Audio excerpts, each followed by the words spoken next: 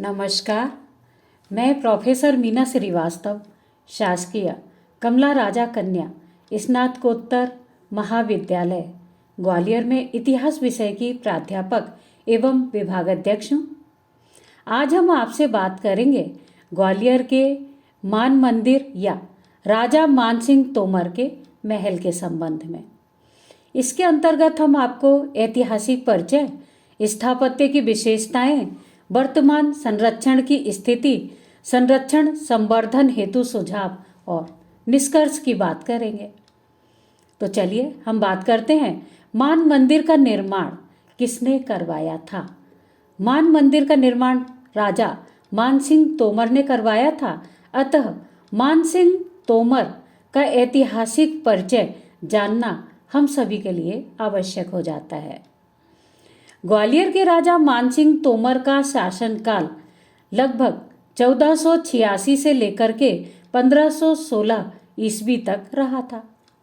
मानसिंह के पिता का नाम राजा कल्याणमल तोमर था, जो लगभग 1480 से लेकर के 1486 ईस्वी तक ग्वालियर के राजा रहे थे। मानसिंह तोमर का शासन स्वर्ण युग कहा जाता है। खड्ग राय तोमरों के आश्रित कवि थे। गोपाचल आख्यान की रचना विक्रम संवत 1688 अर्थात कि 1631 ईस्वी के समय में हुई थी।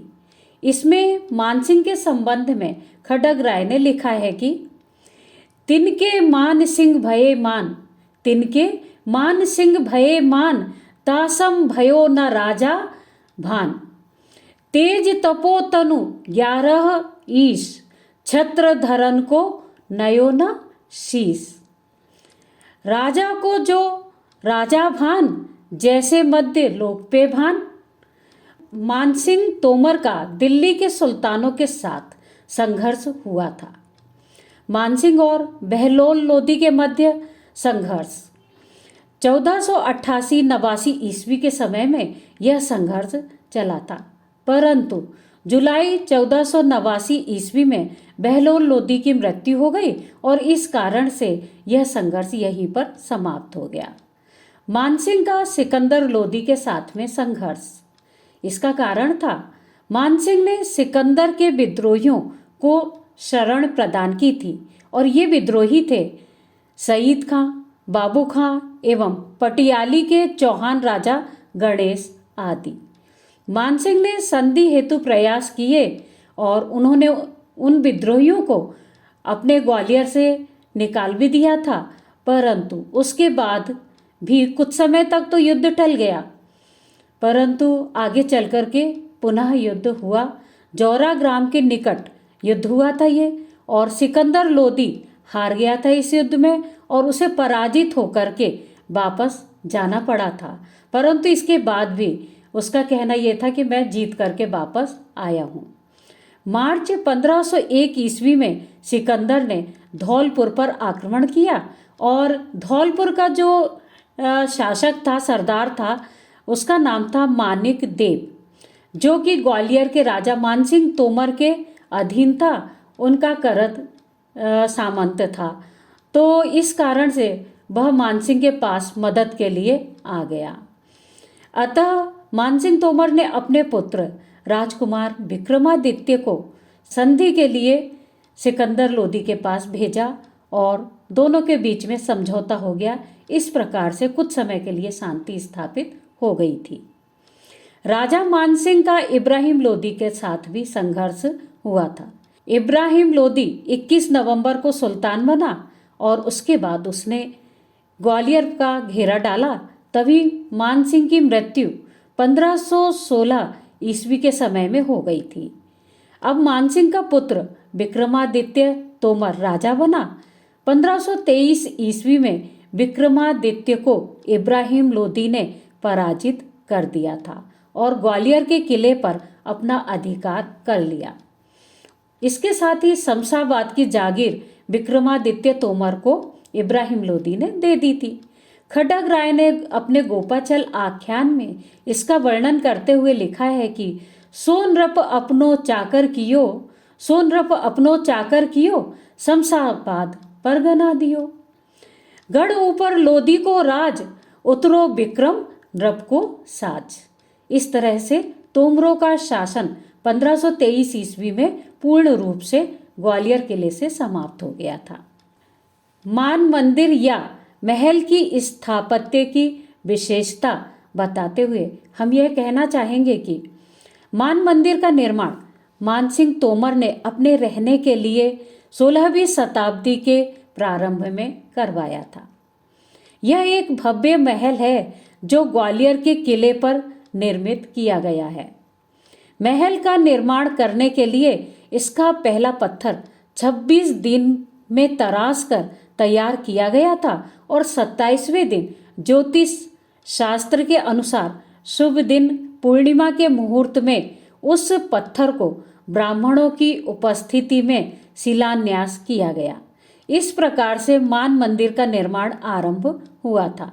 मान मंदिर में प्रयुक्त वास्तुशिल्प ग्वालियर के साथ साथ अन्य भारतीय स्थलों में भी फैल गई थी, जो कि मुगल कालीन भव्य निर्माण में हमें दिखलाई देती है।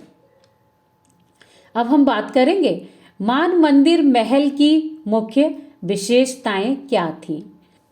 उच्च शिल्पकला व यहाँ उपलब्ध उत्तम इमारती पत्थर का उत्कृष्ट नमूना प्रस्तुत है। हिंदू स्थापत्य कला का यह उत्कृष्ट उदाहरण है। राजपूत और तुर्क शैली का प्रभाव भी दृष्टिगोचर यहाँ पर होता है। 6 बड़े ऊंचे ऊंचे दरवाजे हैं। इन पर की गई नक्काशी अति आकर्षक है। पूर्वी सामने का भाग 300 फीट लंबा एवं 80 फीट ऊंचा है। इसके ऊपर 6 बड़ी बड़ी बुर्जियां अथवा गुमटियां निर्मित हैं। मान मंदिर के दक्षिणी भाग की लंबाई 150 फीट और 50-50 फीट चौड़ाई है, जिसमें कुल 3 बुर्जियां निर्मित हैं। मान मंदिर की दीवारों पर पशु पक्षी, हाथी, सिंह, हंस, मयूर, वृक्ष और मानवाकृतियां निर्मित हैं। खड्ग राय ने गोपाचल आख्यान में इस मंदिर के बारे में लिखा है कि मंदिर एक करायो मान, मंदिर एक करायो मान, धर्यो नामता मंदिर मान। मानो इंद्र भूप को धाम, मानो इंद्र भूप को धाम, कहूँ न मंदिर ताही समान, कहूँ न मंदिर ताही समान। मान मंदिर के पूर्वी भाग में गड़े हुए रेतीले पत्थर, बलुआई पत्थर की चट्टानों की दीवार है, जिसके सिरे पर रंगीन टाइलों की चित्रकारी है और सामने की ओर बीच बीच में बड़ी गोल बुर्ज है, जिसके शिखर पर आकर्षक गुंबद है। महल के पत्थरों पर बारीक नक्काशीदार जंगले अर्थात की जालियां निर्मित की गई हैं। दक्षिणी भाग में इसकी विशिष्ट पट्टी और दर्शनी मेहराब पंक्ति के अतिरिक्त पूरी की पूरी दीवार पर नीले, हरे, सुनहरे रंग, नीला थोथा और हरा कशिश व वनस्पति रंगों से चित्रकारी की गई है और सोने के पानी से अलंकृत है। यह ग्वालियर द्वार से ऊपर किले में जाने पर हाथियापौर दरवाजा आखिरी 5वां दरवाजा है। यह राजा मानसिंह के महल का पूर्वी अग्रभाग था। इस दरवाजे के निकट स्थित जीवित हाथी के आकार की आकृतियां निर्मित हैं। इसी कारण इस दरवाजे का नाम हथियापौर कहा जाता है। इसकी छत में उत्तम कोटि की चित्रकारी निर्मित है। मानसिंह तोमर ने हथियापौर का जीर्णोद्धार करवाया था। बादशाह जहीरुद्दीन मोहम्मद बाबर ग्वालियर किले पर 27 सितंबर 1828 ईस्वी को आया था। उसने बाबरनामा में लिखा है कि मानसिंह के भवन बड़े ही उत्तम एवं भव्य हैं। मानसिंह के महल की उत्तरी दिशा के भाग में अन्य दिशाओं के भागों की अपेक्षा बहुत अधिक मीनाकारी हुई है। यह लगभग 40-50 कारी अर्थात कि गज ऊंचा होगा और पूरे का पूरा तराशे हुए पत्थर से बना है। उसके ऊपर सफ़ेद प्लस्तर है। कहीं कहीं पर इसमें चार चार मंजिलें हैं। नीचे की 2 मंजिलों में बड़ा अंधेरा रहता है। हम उसमें मोमबत्तियों की सहायता से प्रवेश हुए।